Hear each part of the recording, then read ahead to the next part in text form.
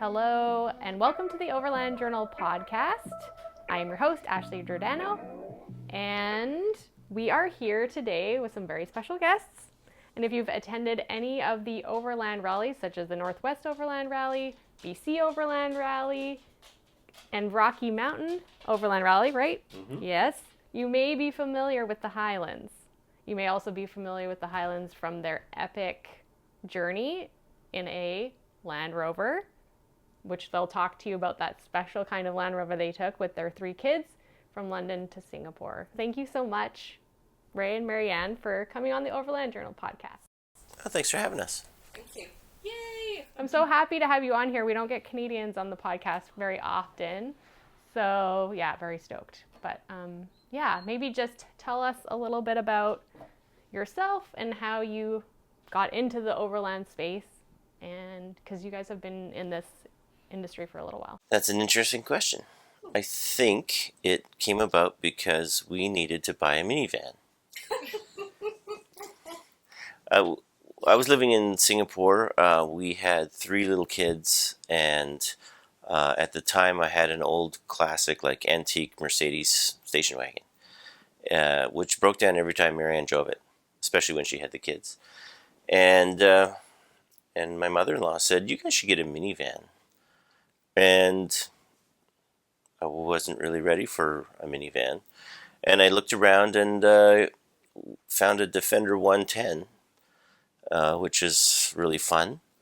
And we bought it. And I think the question was, "What is this?" And I said, "This is the world's coolest minivan."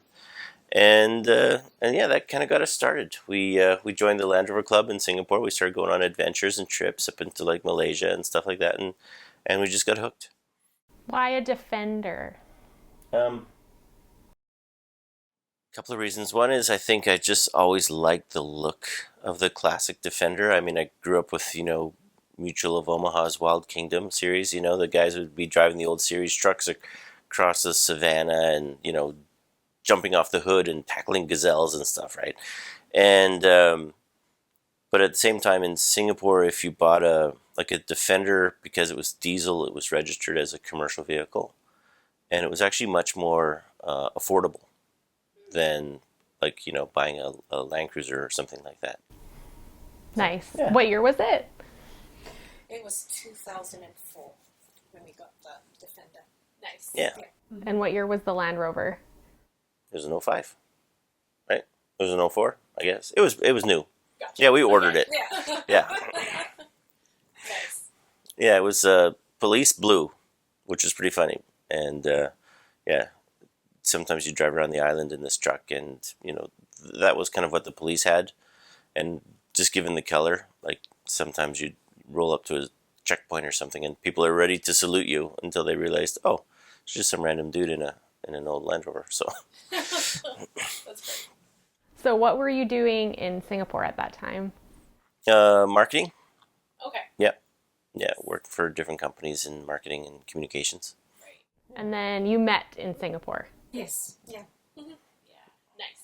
Mm-hmm. So how did you like the Defender? Oh, the Defender. I liked it because it was new. It didn't break down. Yeah, exactly. Right. Well, I mean, it's a Land Rover. It still broke down, but it didn't break down as much as a 30 or 40-year-old car. Right. But also, I think you like the fact that you set up really high, right? And That's it's true. easy to see when you're Yeah. driving. Okay, so you're in Singapore doing marketing, you have little kids, you have this Defender, then how does that lead you to, I guess that introduced you to the Land Rover community there? Yeah, we started doing lots of trips. We started doing, little weekend trips turned into bigger, longer expeditions, and, kind of finding old tracks that hadn't been traveled for years. And we eventually became good friends with kind of I wouldn't say a hardcore group of people, but people who liked getting out and really using their vehicles as they were intended. So we ended up, heavily modifying the truck eventually. I built it up for the Rainforest Challenge, and by that time it would go pretty much everywhere. So yeah, it was a lot of fun. Was that group traveling mostly around Singapore, or was it all around Asia? Typically into Malaysia. Yeah, there's a lot of really interesting jungle trails and stuff in Malaysia. The Indau Rampan Rainforest is close by, and then you can drive up the Malaysian peninsula up into Thailand.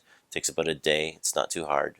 And then, yeah, there's a ton of really interesting places to go, and beaches, rainforest, mountains. Yeah, it was very cool.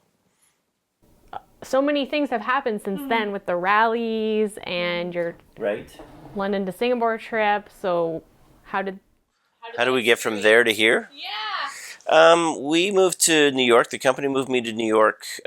We brought that truck that we had was too new to bring over with us, but we bought an old one, which actually used to belong to the Singapore SWAT team. So it was like this old, police truck, flat black and kind of terrible looking, but with really low mileage. So it was a good deal. We got it in an auction. We took all the modifications we had on our current truck and put them onto the old truck, and then shipped it off to North America. And then we were in North America for quite a while. We were in New York, and then eventually back to Canada. Scott was looking for a marketing guy for Expedition Portal and the Journal. And I knew of Scott because one of the clients I worked with had sponsored one of his expeditions in the past.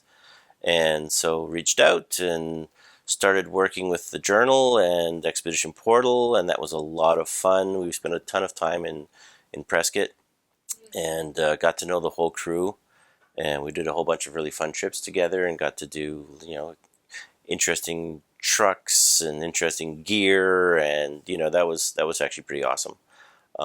And then one of the things that the Journal did at the time was we had this little rally called the Overland Rally. The first one was in California, and then we moved it to the Northwest.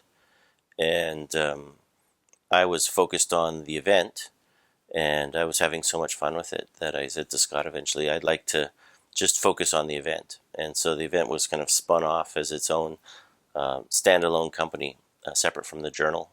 And we've been running the Overland Rallies ever since, and we've just been having a great time with it. Nice. Yeah, they're really well known for being small and family oriented, and yeah, just intimate, with really good opportunity for learning, and of course the bonfire at night and campfire talks and all those things. So I could see how that would be a really fun event, but also a lot of work. It's a lot of work, but it is fun. It has a great feeling in the overland community because it's so casual. We've always said to people, show up, drive what you've got. You don't have to have the latest, coolest, biggest truck to go camping, right? And we've had people just show up with the weirdest, funnest, eclectic vehicles. We had a couple showed up at the Northwest Rally one year in a little Triumph TR7 convertible that they were going to drive, I think, to Ushuaia and back. And they had like two little Kermit chairs in the trunk and a pup tent. And that was it. That was their whole setup. And off they went. And we're like, you guys are awesome, right? So yeah, it's been a lot of fun. But I mean, I think people enjoy the fact that they are very relaxed. And we have amazing presenters coming from around the world, and some of the top instructors. And yet, even the instructors and presenters that come to the shows, they say, we really enjoy coming back to your events because they're just so fun and they're just so casual. Yeah, absolutely. Can confirm. And so the Northwest Overland Rally is in Plain, Washington, if listeners aren't familiar with the events. The BC Overland Rally has had a couple different venues, right? Yeah. Mm-hmm. We started out in a little ski resort called Sasquatch Mountain, and we outgrew that, and then we moved to the Whistler Olympic Park, which was pretty cool, and we outgrew that. And then, so as of last year, we moved to a big venue in Merritt, BC. And so it's a couple hours away from Vancouver, but it's a beautiful spot. It's a great big valley, nice river running through it, tons of places to explore around there. So yeah, we're really happy with that place. Nice. Yeah, it was great. And then there was a Rocky Mountain. The Rocky Mountain event was a lot of fun. We did that for 1 year. COVID happened, and And then, we were looking at renewing it after COVID. It's been challenging getting the dates that work for us. So that one's currently in limbo, but we'll see what happens. Nice. It'd be nice to resurrect that one in the future. Yeah. That was in Colorado. That's right. Yeah, in Gunnison. Take me behind the scenes of organizing an overland rally. We talked about this a little bit. The amount of work or I guess time. So obviously you're both working full time and doing the rallies on the side, and it takes months of preparation for these events to come together. So yeah, just a background on that. I mean, I should probably defer the question to Marianne because she does more of the work and I'm more of the face of the show. But You do the I think one of the challenges is making sure that the show is really balanced, right? So you need to have enough offerings that people can come back to and feel they're learning every year. So you need to have interesting classes, interesting instructors, interesting gear, interesting things to do. Whether you're, an overlanding expert or whether you're just a beginner. And so having that mixture of classes and activities and fun stuff and fun presenters every year, is a challenge. And sometimes, at the last minute we're scrambling, and I think one year I called you up and said, hey, you want to run a yoga class for me in the morning? But, because we do try to make sure that there's a little bit of everything for people. So people can, when you drive out there into the wilderness with your overland setup, it doesn't just end there. It's not like you pull out your Snow Peak cook set and have a nice meal and that's it. That's the whole destination. It's all about, okay, now that I'm there, what do I do, right? So we have a lot of fun stuff there. We like REI and people who come to the shows and they bring, their latest kayaks and mountain bikes, and we've got guys there with, teaching fly fishing and like all sorts of just fun, interesting things. And then in addition to that, we have a lot of the traditional stuff. So, how do you fix a flat tire? How do you, fix your winch when it's broken? How do you get yourself unstuck? How do you safely recover another vehicle? A lot of those classes. And then we have the ridiculous fun stuff too. We have what we call the Trophy Challenge on the last day of the show. And that's where we have, it's almost like an obstacle course or like some sort of a fun competition where people get to race their vehicles in a safe-ish manner through our technical and obstacle course, but then we'll put fun things into it. So one of the classic ones is, we call it the Embarrassing Wetness Challenge, where we'll tape a cup of water to the hood of your vehicle, and then you have to drive through the off-road course as fast as you can without spilling the water. And then whoever has the lowest time and the most water wins. And this year we did, what did we call it? Nerf guns. Yeah, we had a Nerf gun challenge. I can't remember what the name of it was, but it was the biathlon. Yes, because it was going really fast as well as shooting, and so every driver got a Nerf gun with those little foam bullets. And we had little paper cups set up throughout the course. And you had to drive through the course as fast as you could. And then you had to stop periodically and shoot these little targets with the Nerf gun. And the targets were on either side of the vehicle. So sometimes you had to lean across and shoot out the passenger window. And that was entertaining. I think the hardest part was when we were trying to find all the Nerf bullets afterwards in the forest. But everybody had a good time. Yeah. We had a consolation prize. There was a little kid, he was about 8 years old, who decided to go through the course on his bicycle at the end, and he didn't realize that the mud pit at the end was deeper than he was tall. And he went straight in full blast and just buried himself in his bicycle, and he came out and he was just covered head to toe in mud. So we gave him a consolation prize. He was pretty happy. So yeah. Yeah, but and that's, I think, kind of the nature of the events, right? Is we all have a lot of fun. We learn a lot of stuff. There's great instruction. There's great people there, fun and inspiring speakers. But the whole event is all about have fun first, right? So, and that's the slogan, right? The slogan of the shows has always been have fun, make friends, learn stuff, in that order. I like that a lot. I also liked that there were quite a few classes for kids, but they were put on by kids. Yeah. So that was pretty awesome. That's a lot of fun. We have classes for kids kind of two ways. One is we've been working with the guys from Veteran Overland for a number of years. Great organization. And so every year they'll send a team of vets to the show. And these vets will be teaching these little kids, outdoor survival skills and how to light a fire, how to make a shelter, how to tie different knots and ropes and that kind of stuff, which is fun. And then on the other side of it, we have a lot of little kids who will do classes for other kids. So you'll have, a family who's been driving around the world in their sportsmobile or Mercedes Sprinter, and they've got 3 kids, and ages like maybe 8 through 15. And the kids will put on a presentation for other kids at the show about what it's like to drive around the world with your mom and dad in a van.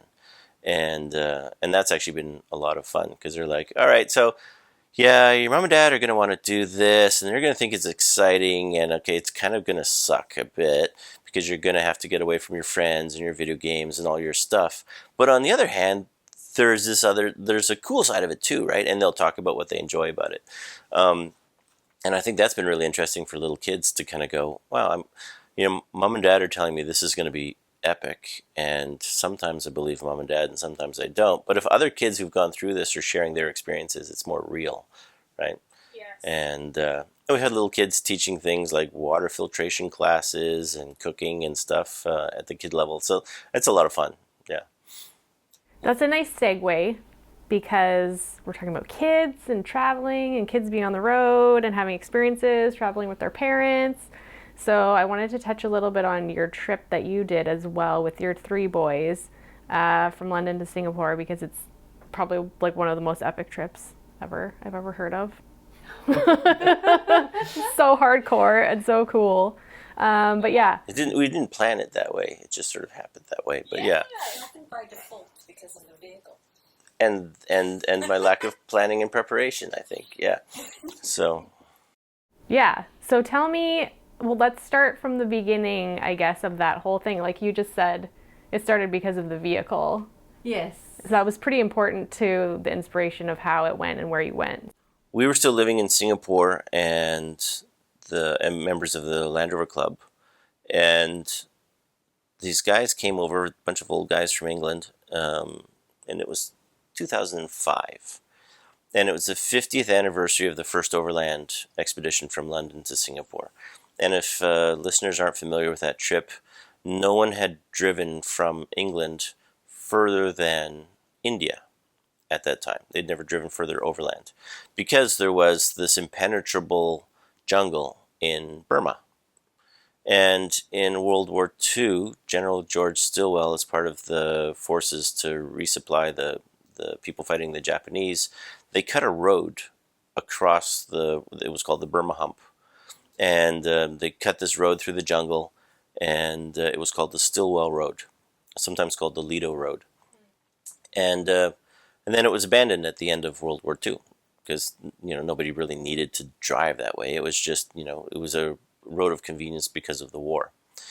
So in the early 50s, a group of students from Oxford and Cambridge decided, hey, what if we did an epic trip, an epic adventure? Let's drive as far as it's possible to drive from London, from Oxford, because that's where they set off from, in the British Empire. How far can we go? And the farthest point was Singapore.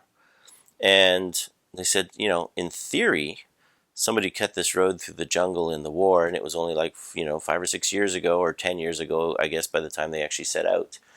And maybe we could get through this jungle because they've invented this new thing called a 4x4, right? Then the early Land Rovers were based on the U.S. military Jeeps.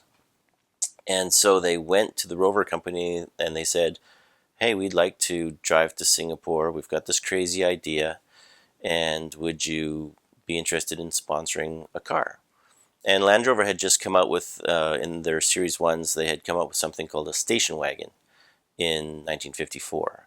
They weren't sure if it was going to be very popular, so they had a few of them, kind of floating around as press vehicles, and they lent 2 of them to this group of students.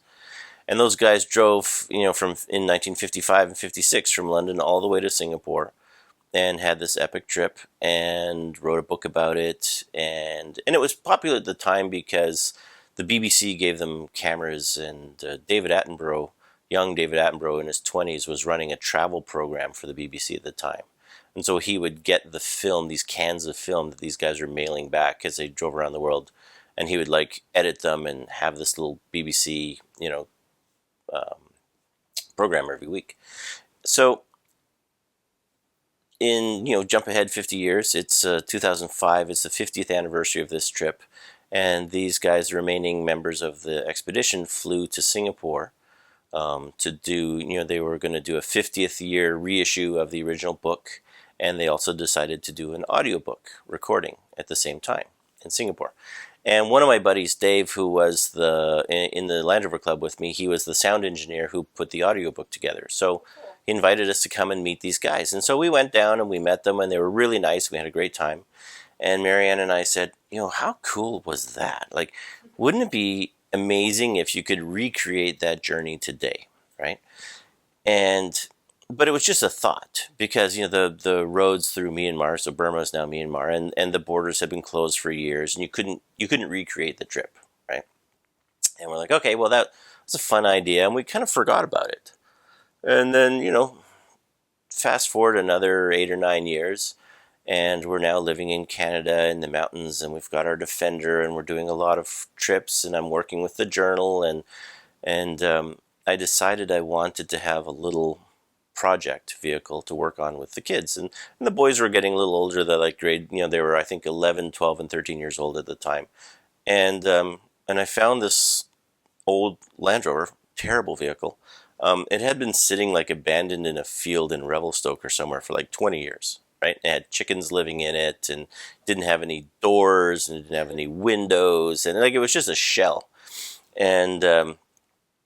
but it was really cheap. I think I paid 300 Canadian dollars, so it was like $225 US. Yes. Dragged this thing home on a U-Haul trailer, and I didn't really know what I had, and so I started, kind of tinkering with it, and trying to find some parts and put it back together, and in an effort to figure out more about the truck, I wrote to the Series 1 registry in the UK, and I said, hey, I've got this truck, this is the VIN number, and they said, well, I think that's a station wagon, and they said, you pull the cab off the back, you can look at the way the cappings are done, and you can tell if it's the original station wagon body. And so I said, oh, okay, and I was pulling it apart anyway, and so I looked at it, and I said, yeah, it has all the correct, bits and pieces, it's an original station wagon. So I kind of reached back out to the Series 1 guys, and I said, yeah, so I have this truck, this is the VIN, I've confirmed it, the body matches the VIN on the frame, it's an original station wagon from 54, how rare is this? And they said, well, there's 3. And I said, what do you mean? And they said, well, we knew of 2 still existing in the world, and now you've got 1, so now there's 3, you've got the 3rd. And I said, oh, all right, wow. And so I went back in the house, and I talked to Marianne. I said, turns out this little wreck of a truck that we bought is a bit more rare than I thought. And then we didn't really think too much of it. And then I happened to pick up my copy of First Overland, like just randomly, to look at something one day, and I realized that the vehicle we had was the same as what those guys had driven in, an original 86-inch station wagon. And I said, well, that's very cool, and I happened to mention it to Marianne, and I said, wouldn't it be amazing if we could take that vehicle and recreate the first overland trip from 1955? And she was like, that would be really cool, but, of course, the borders, Myanmar's land borders are still closed, right? And a couple of months later, Myanmar opened the borders. And we said, okay, it's an omen, right? Okay, we'll road trip. And so I think I had about a year to get the truck running. And like I didn't restore the truck in any way. I mean, I literally got it running. I found some old doors. I found the bench seat from the auto wrecker for an old Chevy Astro van, which I threw in the back for the kids. The front seats were trashed. I think I took a couple of beach towels and folded them up and set them on top of the seats as cushions and strapped a piece of canvas over. I put some seatbelts into it, and The seats that we sat on, were they the original seats? yeah, Yeah. those, They're straw filled. Wow. yeah, they're straw filled. they're wooden seats filled with straw, Yeah. but the straw had all collapsed, Yeah. and I didn't really want to go out and repack the straw in them, so I folded up a couple of beach towels and threw them on top and said, okay, that'll do. And it didn't have any locks or anything on the doors. Yeah. I took a big chain and like just wrapped it around the truck with a padlock, and that was how we locked it when we left our stuff in it on our trip. And the first I got it running, and it was like, okay, we're gonna ship this to Singapore next week. I got it running that week. I decided to take it to a Land Rover show. That following weekend, it caught on fire. On my way to the show, managed to get the fire put out, fixed some electrical problems with some buddies at the show itself. That was kind of the shakedown. and like the next day I put it in a box and I sent it to England. Right. And so that was the total prep for the trip. And I mean, the truck is tiny. It's the size of a Volkswagen Beetle. Yeah, it's kudos to our boys, really, because they sat in the back, right? And it was not designed for sitting in the back, was it? Well, there was no space for their legs to come down. It was designed for side-facing seats. Ah, okay. So their legs literally had to be like where the seat meets the floor. That's where your legs are. Right. So their legs are never hanging down. They're always bent and raised. Yeah, we put a false floor in the back so we could okay. put some cargo underneath. Yeah. So that meant it took the room for your legs away. So they basically had to sit with their knees up for, 9 months. Hours, Yeah. days and months. Yeah, so it was crowded. So what was the feeling or the mood or whatever when you brought up this idea to do this trip and it seemed like it was happening? What was your reaction, Marianne, and what were the kids thinking? How did they react? Were they excited? Were they like, this is crazy? He comes up with great ideas on a daily basis. That's awesome. I half don't pay attention to them, but then it finally dawned on me that this is happening. This is happening. I better take this seriously because this is going to happen. I like the way you had a little pause before you said great ideas. I don't think great was originally the word you were going to choose, but yeah, I come up with a lot of ideas. Yes. So. Yeah. So I think I just needed the list of countries we were visiting, and then I just needed to check them out with regards to safety. And the only one I had concern with was Iran. Right. And then when you go to the Canadian government website, it says in big red letters, do not visit Iran. If you get in trouble, we may not be able to get you out. Right. And I thought, okay, let me see where else I can get information on Iran. So I went to a Lowest Prices blog, and I read what she wrote about Iran, and I was like, okay, that's fine.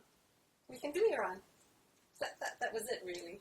And honestly, Iran was amazing. Yeah, it was amazing. Right? Yeah. The whole trip was great. We never had a bad experience, but no, I mean... not at all. The people of Iran really make Iran amazing. I mean, it's an amazing land, but the people are special. And everywhere we went, we had so many people who would see our license plate and see we were from Canada, and they'd come over and they would say, we're so happy that you're here, so you can go back and tell people, what it's like here. And the one thing they consistently said, look, you have to recognize that our government doesn't represent us as people, right? It's just the government. And the people were wonderful, right? The people were just kind of caught in the situation that they're caught in. But yeah, they were some of the most generous people we'd ever met. Were there any steps that you had to take specifically as a Canadian traveling through Iran? So 3 countries at the time were restricted in their travel. So it was Canada, the U.S., and Great Britain. So if you had one of those 3 passports, you weren't allowed to travel unaccompanied. So you had to, register ahead of time, get a guide to meet you at the border, and you were supposed to be escorted while you were there. So you shipped the Land Rover from Canada to the UK. Yeah, shipped it, put it in a box in Vancouver, and then. Did it get trained across Canada? No, I think they just put it on a boat in Vancouver Harbor, and it. Oh, it went from around. Vancouver. Okay, Yeah. I see. Yeah, and then we drove across. So we drove to Pennsylvania. At the time, we were still running a show called the Mid-Atlantic Overland Festival with the Henwoods. And so we went over there, we did that Overland Festival, and then when it was done, we flew from New York to the UK to pick up our truck. Gotcha. Of course, we got there and we found out the truck was delayed. Right. And so now we're in the UK with no truck, and that was really fun. That kind of set the tone for the whole trip, because at that time Facebook was the dominant social media platform, and so I put a post on Facebook and I said, hey, so we're here in the UK and our truck isn't here, and I'm not sure when it's going to get here, but if anybody happens to have an old vehicle that we could borrow or rent, and if it was an old Land Rover, that'd be cool, please let me know. And within a day, like a friend of a friend of a friend, this guy Pete, who's now become a great friend of ours that we keep in touch with, Pete reached out and said, hey, we've got an old Defender. Like he basically said, I bought a new 110. I was going to sell my old one. I haven't sold it yet. It's still insured. If you want it, just come and pick it up and use it as much as you want, which was amazing. So we went and we had this nice, 300 TDI Defender 110, which, we drove around the United Kingdom for the next almost a month, really, while we waited for our truck to show up. So we went all over Ireland and England and the coast of Scotland and Wales, and we just explored the islands, and it was fantastic. And of course it was probably a nicer way to explore than in our little Series 1, because it had working windshield wipers, and it had a heater, and it had all these things that we take for granted. So for people that haven't traveled in a Series 1 Land Rover before, can you paint a picture of what the experience was like over those 9 months? Because, if you can imagine like an old farm tractor, you know what I mean? Like those ones with the big wheels in the back and the skinny little wheels, and you sit in a metal seat and you're perched up on top of the engine and the wind is blowing in your hair, and it's kind of like that with a windshield. I mean, yeah, it's honestly, it sounds like I'm exaggerating, but it's not. The boys had to wear hearing protection. Well, actually, we all did. We all wore hearing protection while we're driving, because when you got up to close to highway speeds, it was literally deafening inside. It's like riding in a big cookie tin, right? So there's no sound insulation at all. It was designed as a vehicle that you could use as a farm tractor, that you could also, if you wanted to, you could drive to church on Sunday, right? So that's why I had a cab on it. But straight cut gears, crazily underpowered. Like everything in that vehicle was overbuilt for mechanical, solidity. It was a very robust design, but it was not designed for comfort at all.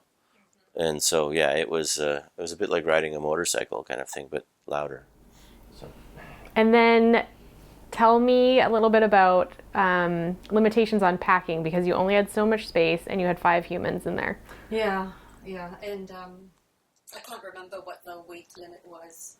I remember we had to weigh everything, and we had to weigh ourselves. And we're still slightly over. We were still slightly over, which we discovered when we drove from London to the coast. Oh, that's right, when the springs collapsed. Yeah. Yeah. No, everybody had one little duffel bag, right? Mm-hmm. So, like a little, maybe 18 inches long, little round duffel bag, and we had these little dry bags. Mm-hmm. And so each person got a dry bag, and that had to contain your clothing, your blanket, your pillow, your sleeping pad, all of your entertainment, and anything else you wanted to bring. And so, it was like I said, it's a bit like being a motorcycle traveler, right? Like you had to go super pared down. And so every morning you'd pack all your gear into your little duffel bag and roll it up, and we'd throw it onto the roof rack and strap it down, and off we went. And other than that, I had 4 little wolf boxes in the back under the floor, and one had our kitchen stuff, and one had spare parts and fluids, and one had some basic tools, and I think the other one might have had, I don't know, maybe some homeschooling stuff in it. But yeah, because we homeschooled the kids on the way. So Okay, yeah, I was going to ask if you pulled them out of school for that period of time, but yeah, we'd been homeschooling the whole time, so that was actually pretty easy. Yeah. And then, did you have some like great gear wins or some really crazy gear fails, or did everything kind of? So. Oh man, the fails. I failed at the worst time in the fail. We're good friends with Cam, who owns Nemo Tents, and he's been a long time supporter of the Journal and Expedition Portal, and the whole team uses his gear. His gear is great. Yeah. And at the time, he had this little tent with air beam. And so he's like, look, this tent is amazing. It's a 2-person tent, and instead of carrying poles around, it just has like these little air beams that hold it up and support it. It comes with a little tiny pump the size of like a tennis ball. Okay. And we're like, okay, that's cool, that's great, and the whole tent, folds down to the size of a grapefruit, right? And so we're like, okay, that's awesome,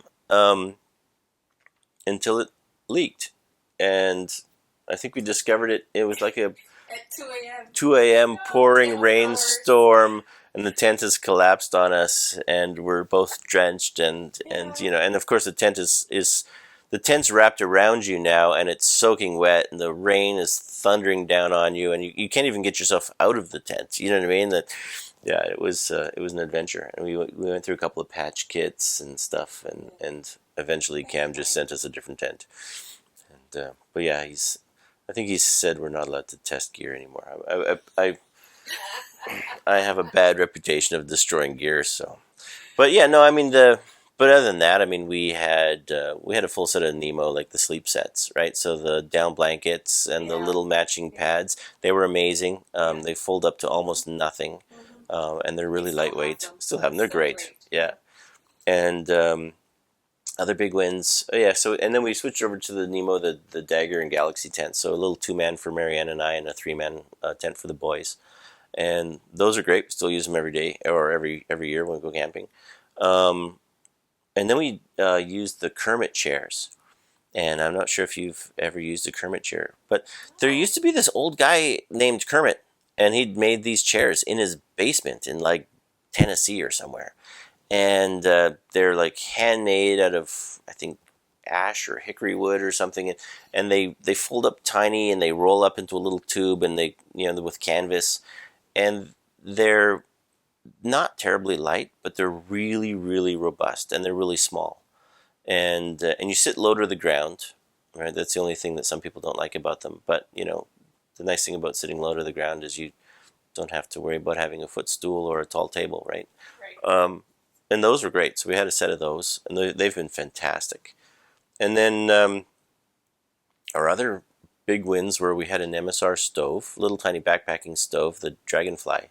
Yes. And the Dragonfly stove is loud. There's no other way to describe it other than loud. It's really loud. It sounds like a jet turbine when it's running. But yeah. It's the only stove, and this was recommended to us by Jason Ramos, the only stove that can simmer. Yeah, true simmer. Which is so important because we eat a lot of rice. And you have to simmer for rice. Right? Yes, you have to simmer for rice. So when you're doing big one-pot meals with kids who've grown up in Asia, I mean, being able to make good pot of rice, right? Yeah, is awesome. And of course, a lot of the world where we're traveling through, rice is a staple everywhere, right? Sure. Yeah. And then, of course, the snow peak. I was going to say the pot, because the challenge with most camping pots is they're all about lightweight, and so they're like titanium, or they're anodized aluminum, or they're stainless, or whatever, but typically they're like almost paper thin, and they're designed for boiling, right? boil water as fast as I can, and I'll throw my instant food into it and rehydrate it, and everything's good. It doesn't matter how good your stove is. If you've got a paper-thin pot and you're trying to simmer rice, it's going to burn. Yeah, totally. And so we said, surely there must be a company that makes camping gear but still understands rice. And we're like, Snow Peak, right? Snow Peak, classic Japanese company. And so we bought it's called, I think it's the Snow Peak Caldera, whatever they called it. But I mean, it's a giant anodized aluminum pot, and the base of the pot is 5/8 of an inch thick. Wow. So it's perfect for cooking rice and big one-pot meals. And it's light, too. And it's super light. It weighs almost nothing because it's aluminum. And but they didn't sell it in North America. It was kind of a Japan-only product. So we called up the guys from Snow Peak and made a special request, and they imported one for us. And that became our one big pot for the trip. And old Land Rovers, they have a spare tire typically on the hood, and so we put our big pot inside the spare tire, and put all of our cooking utensils into the pot. And we had one of those little front runner tables that kind of clips onto a spare tire, and we clipped that on top, and that was our whole cooking and eating and camping setup. It was right there in the spare tire. It was really cool. Yeah. What kinds of meals were you cooking on the road? Do you have any go-tos? Or was it a little bit of everything? It really was whatever we could find, because we didn't have a fridge. We had like a soft Coleman, 12 can or 6 can. We had a little tiny, the cooler that you take to the park for lunch, right? Like it literally was the size of a 6-pack. And soft-sided, and because the truck was full, there wasn't room for anything else. And so we had this little tiny cooler. It would keep things cool for a couple of hours. Really, not really. And so we just lived off the land as we went along. We just every day we would stop and buy food as we traveled, and that was actually kind of cool because it forced us to eat whatever the locals were eating wherever we were. And we would be in some little village in Turkey or Greece or somewhere, and you didn't even know, like, there was nothing in the town that looked like a market. Yeah. Right? You might have to go to a butcher and then just, Yeah, or I mean, like, I remember one town in Iran somewhere, and we were out in the middle of nowhere in the desert, and there's like little houses. It looked like maybe there's 20 houses here. And I'm like, well, surely somebody must have food here. Like, these people eat, obviously. And, used Google Translate, which I think in those days it was still called Babelfish. But got the little translation program and asked somebody, where can I buy food? And they pointed to a house. And I went and knocked on the house. And I used, again, Google Translate on my phone. I said, do you sell food? And they're like, yes. And it went in and like, one of the rooms in the house was set up as a little shop. And they had some staples. They had some canned food. They had some beans and things. They had some little bags of rice and some random dried mystery meats and some dates and things like that. And we bought some food and off we went. But yeah, it was interesting because we never would have had those experiences if we just had a fridge and we just packed a bunch of food and we're like, okay, we're good. We're good for the next week. We don't need to speak to anybody, right? We can be self-contained. But by not having that, it forced us to interact with people, even when we were outside of our comfort zone. And our comfort zones expanded pretty rapidly. You had some weather during this trip, it sounds like. Yeah. Yeah. Yeah, we when we got to Europe, the truck was delayed. So then when we went into the mountains and stuff, it was much later in the season than we had planned for. Well, Europe experienced winter earlier that year. In 2015, I remember we were camping outside London, and it was September, and it was like 2 degrees Celsius. And I remember FaceTiming. Probably at that time it was like, what was that? I can't remember.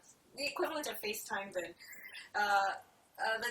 One of my boys' teachers, and Liam and I were like huddled with blankets over us and trying to talk about I don't know what, English or something like that.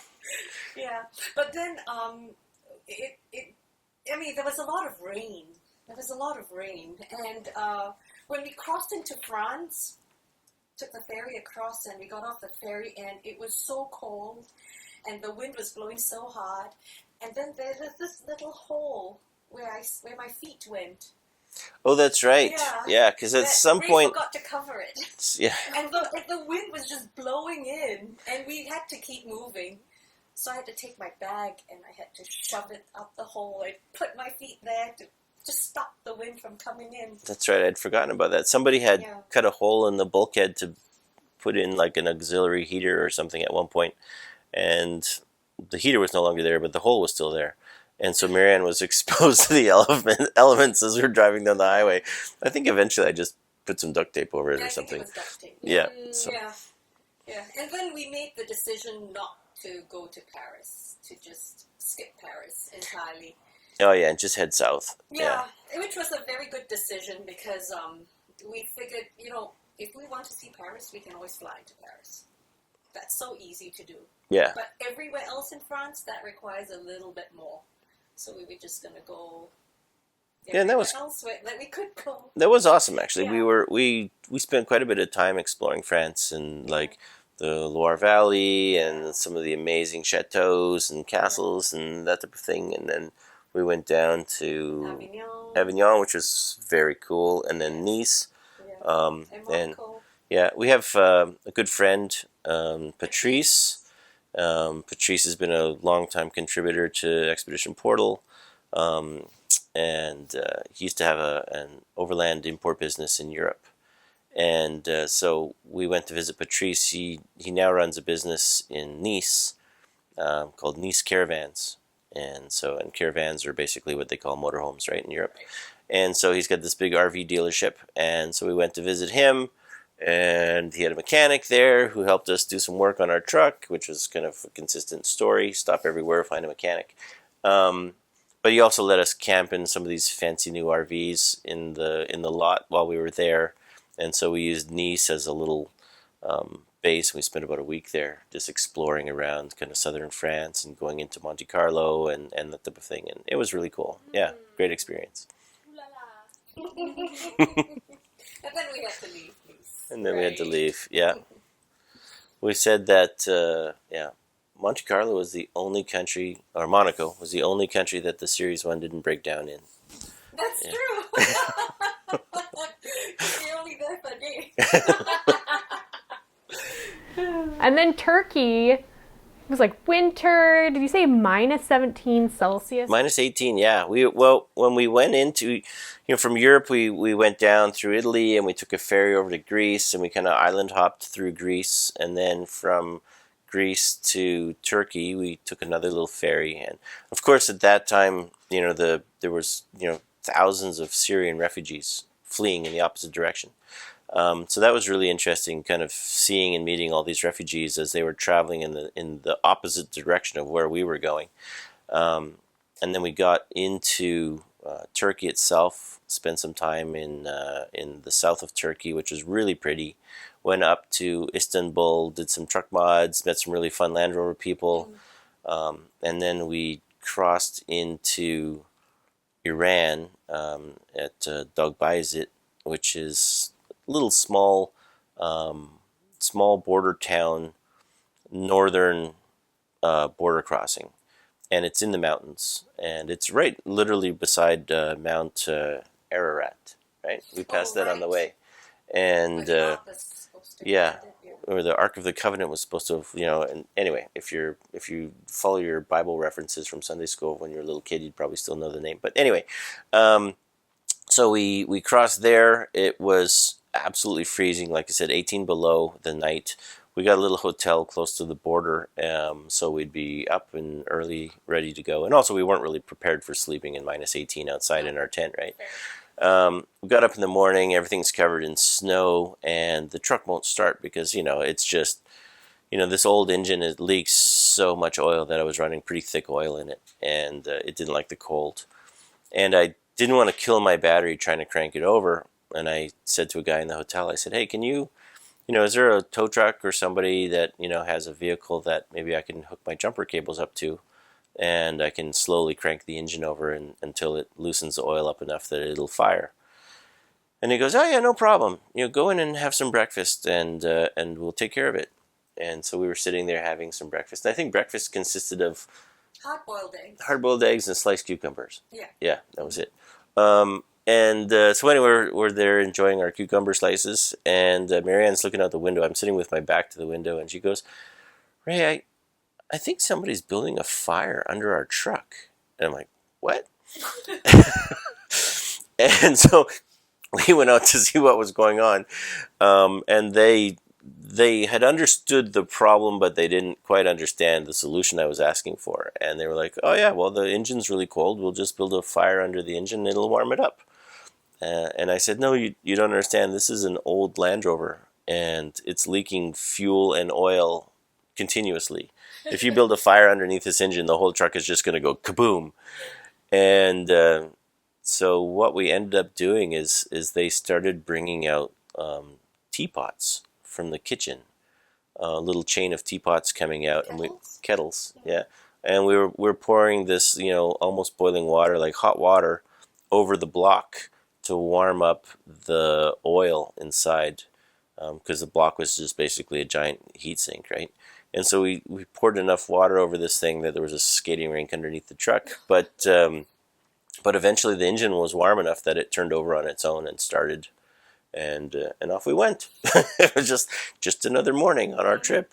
And then we drove to the border, and the border was insane. Just trying to get across that border. There's no way you'd ever get across the border without using a fixer. And we found a great fixer, and that's a whole story. That's a whole episode in itself, just talking about that one border crossing. Ooh. But yeah, that's got us into Iran, and Iran was really pretty, super friendly, cold up in the north. But when we got down to we were in Iran for about a month, down on the southern coast by before Christmas. Yeah. We spent Christmas in Dubai. So we got there just before Christmas. Yeah. We were about a month in Iran. Yeah. What was the port where we took from there to Sharjah? Abbas? Yeah, Bandar Abbas. Bandar Abbas was nice and warm. It was kind of interesting little port, something you'd imagine from an old Indiana Jones movie, right? It was very different from the rest of Iran. Yeah. Bandar Abbas. Yeah. That's in the very southern part of Iran, and that boat takes you into the UAE. Yeah. That's right. Yeah. Sharjah. Sharjah. And that was an interesting trip. Oh my goodness. So there's sanctions against Iran at the time, so they couldn't get spare parts for their vehicles. And the ferry that normally crossed the Gulf, and it's a pretty big crossing, right? It's a Persian Gulf. Yeah, it's like 8 or 10 hours or something like that, right? The crossing time typically.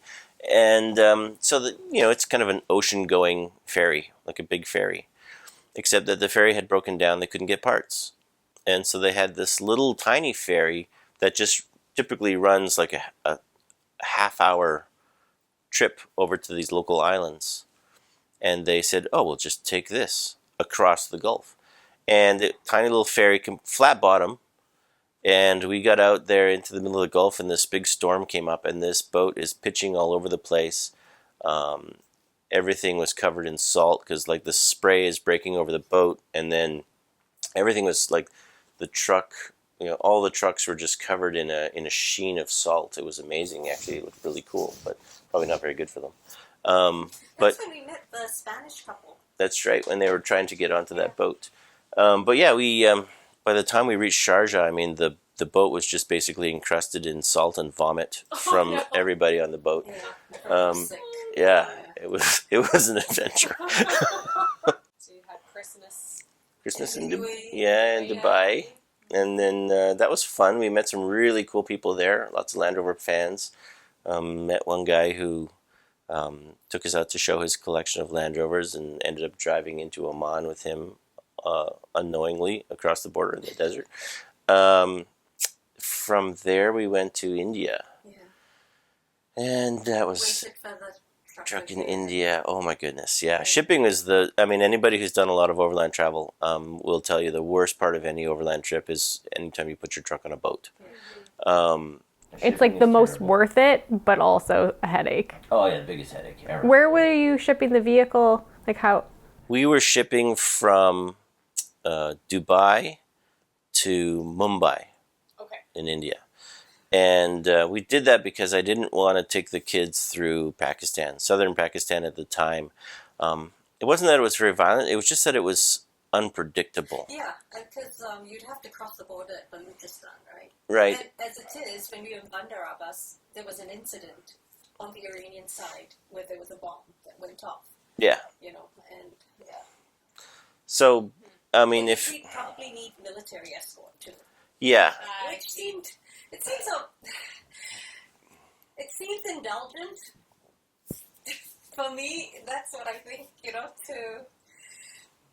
To have the escort? Yeah, to have the escort. Right. Yeah, but... you know what I mean? They've got better things to do. Sure. Yeah.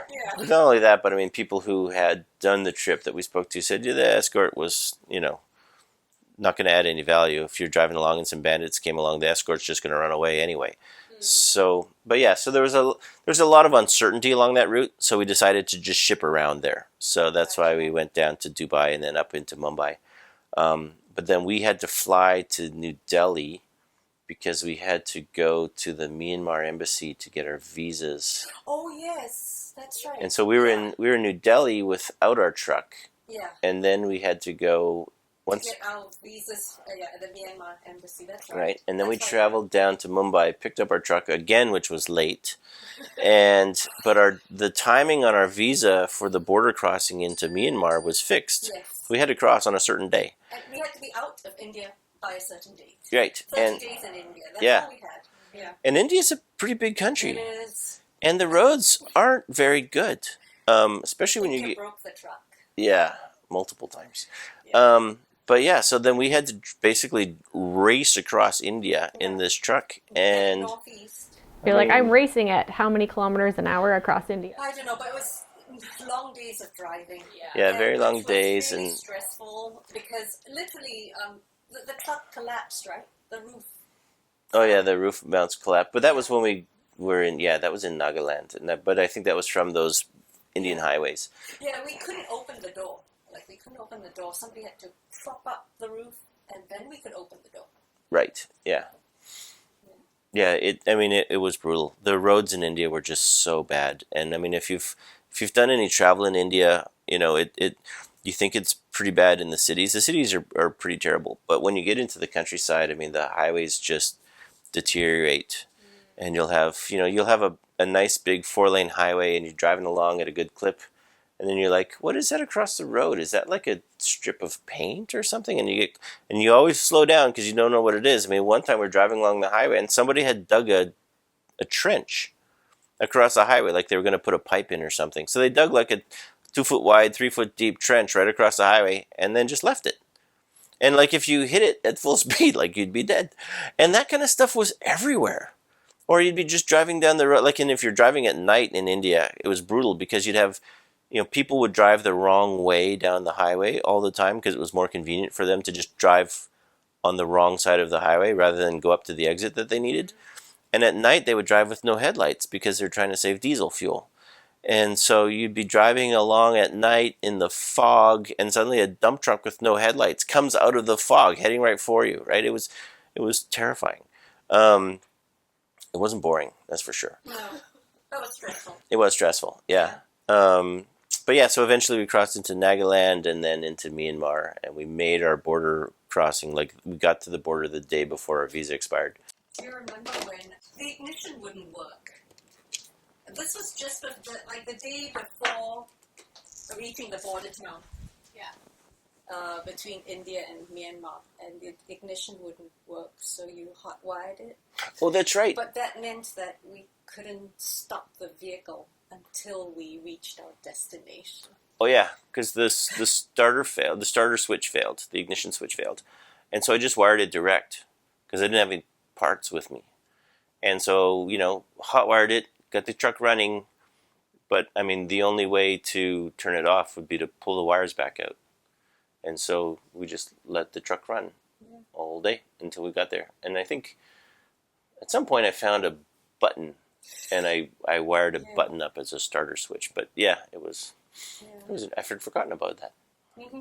And in every town, actually sometimes we were lucky that we made it into the city. And then we'd have to find a place that sold car parts. right? Always. Oh yeah, there's always something Did you breaking buy, down. like spark plugs in batches? What was that piece of, I can't remember what car part that was that kept failing, and we kept buying it, a new one in every town, and we always had a spare. I can't remember what it was. Oh, there's a lot of those. Yeah. Yes, that's true. But yeah, we Yeah. went through a lot of spark plugs. Yeah. So the truck was, it was so old, right? And we got it running, but we didn't refurbish it, right? Yes. And so the rings were all broken, right? And so the piston rings were all broken in 3 or 4 places each. And so as you'd be running, it would be contaminating the spark plugs. The spark plugs would get covered in oil, and then they would eventually fail. So we're always swapping plugs out and cleaning them and drying them and swapping them back in. And but then because the rings were gone, the engine would build up too much pressure in the crankcase, and it eventually blew the main seal out of the back of the engine as we were climbing into the Himalayas. We're going up into Darjeeling, and so we had to help. We got some guy to help us machine and overseal, and he cut a leather seal out of an old Gurkha army hat and packed that in to hold it in place. That's still in the engine, and that kept us going. But yeah, there was, the truck literally broke down every day. Yeah, it did. Yeah. And every day something would break on that truck. And we got really good at pulling this truck apart, fixing things, putting it back together. And the kids just kind of got used to it. It would be like, okay, this is a typical day. You get up in the morning, you drive until the truck breaks, you spend a few hours fixing the truck, and then you drive until it's dark. And hopefully you arrived somewhere where you could camp. Right? Do you guys have like a special capacity for type 2 fun? Or was this like, would you have changed anything about this, the way that this trip went? Like when you're breaking it down every day, how did you, like, where did the resiliency come from, I guess? I'm wondering, like, there must have been patience involved. And No, not really. There was a lot of frustration. I see. But I think the thing was, at one point I said fairly early on, look, if this truck, it's not a very expensive truck, right? It's like $300. If it dies, and I can't get running again, fine. I'll just take the license plates off it, and I'll just leave it. I'll just abandon it on the side of the road, and we'll just hitchhike. We'll just take a bus to the next city, right? Yeah. And so there was always that in the back of my head, like if this truck ever completely dies on me, that's it. I'm not going to worry about it. And that took a certain level of stress away from me, right? For sure. It was like, I'm quite happy to abandon this vehicle if I have to. And I think, for a lot of overlanders, that's not an option, right? Because they have a lot of money invested in the vehicle, right? Yes. The vehicle is their home. Yeah. But for us to be able to say, look, if I get frustrated to a certain point, I'm just going to walk away from this thing. And so that kind of, I think, took a lot of stress away. But the truck never actually died completely. It would sort of die. It could be resurrected. Yeah, it never completely gave up the ghost. It's Maybe that was the annoying thing. yeah, it stuttered and puttered and failed. Oh my gosh, and we'd hear that sound, that knocking sound, and be like, oh my goodness, what's going to happen now?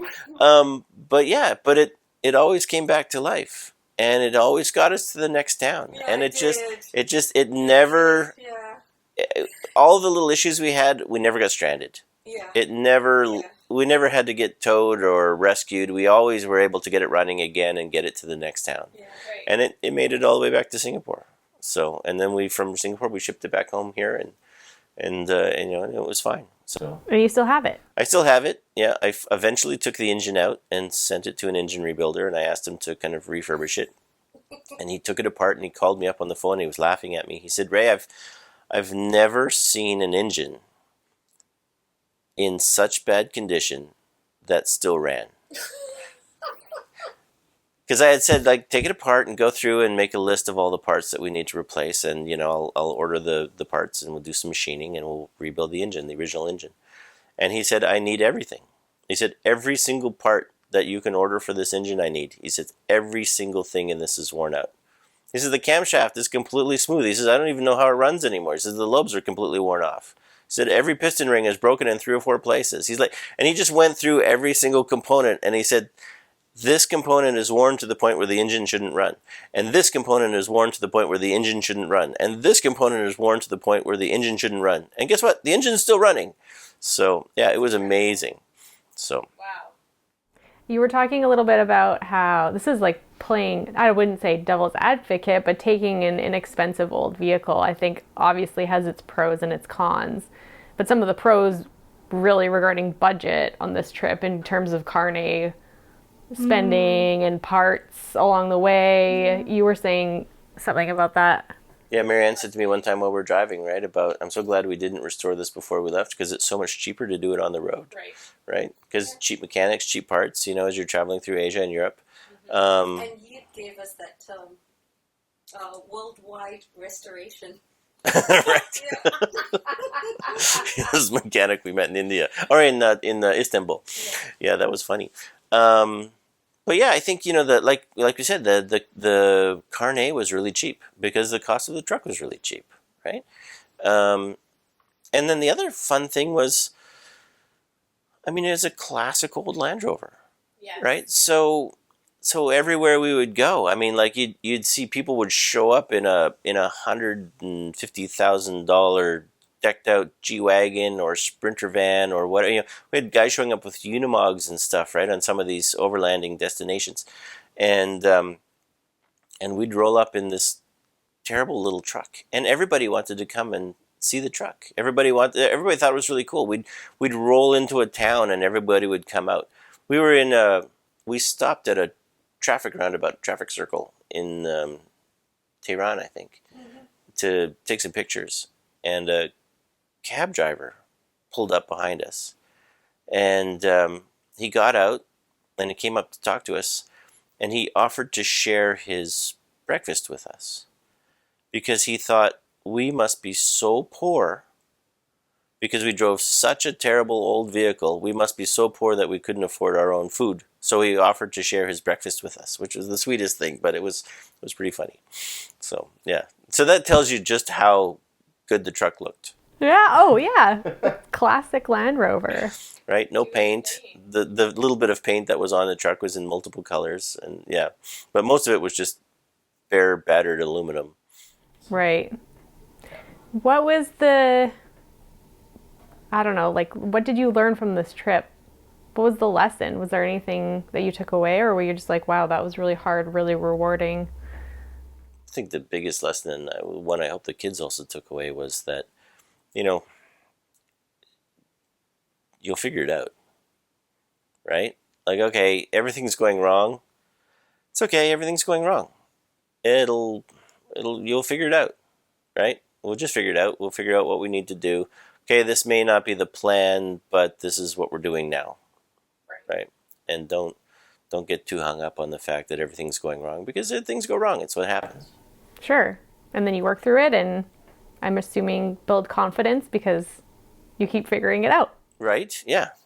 Everything will go wrong, and you fix that problem, and everything will go wrong again tomorrow. But tomorrow will be a different problem. So, Was that the same for you, Marianne? Or I think meeting so many people who are just kind and generous, and wanting to help. Yeah, that probably was the most significant thing for me. every single person that we met from every single culture and every single socioeconomic division in society, every single person we met wanted to help. They wanted to be helpful. They wanted to see what they could do. Wow, that's cool. Where are you going? Why are you doing that? Doesn't make any sense. Can I help you? Right? I mean, it was awesome. I always take this from Scott Brady, or I figure out my own question. But today, because we were looking through your collection of books last night, and it is great. What is your favorite book, and why? For me, it's a Short Walk in the Hindu Kush by Eric Newby. And it was because it's a story of a guy who decides to drive overland in an old station wagon in the 50s from London to Afghanistan and climb a mountain. And he's never traveled overland before, and he's never climbed a mountain before. And everything that could potentially go wrong on his trip went wrong, and he still had a great time. Sounds familiar. I'd say probably Midnight's Children by Salman Rushdie. Yeah, because why? I think it just captured me right from the beginning, right to the end, and that's what a good story is. It just captures you and it takes you along all the way to the end. Yeah. Cool. Well, thank you. You're welcome. Your story has captured me today and brought me all the way to the end, and I'm sure the listeners as well. So thank you guys so much for taking the time to chat with me. It's been wonderful. Fun to see you. I feel like we barely scratched the surface, so we'll have to definitely get together again and do another podcast at some point, and we can talk about all the other stories that you have from that trip. So yeah, how to meet friendly mechanics in every place that you stop. Yeah. And how to get through random border crossings. So yeah, we had a lot of fun on that trip, but there's a lot of stuff we learned there that we never expected. So, but yeah, definitely stories for another day. yes, I look forward to it. Thank you guys so much. Thank you. And thank you to the listeners for tuning in to this episode of the Overland Journal podcast. And yeah, we'll catch you next time on the next episode. Bye.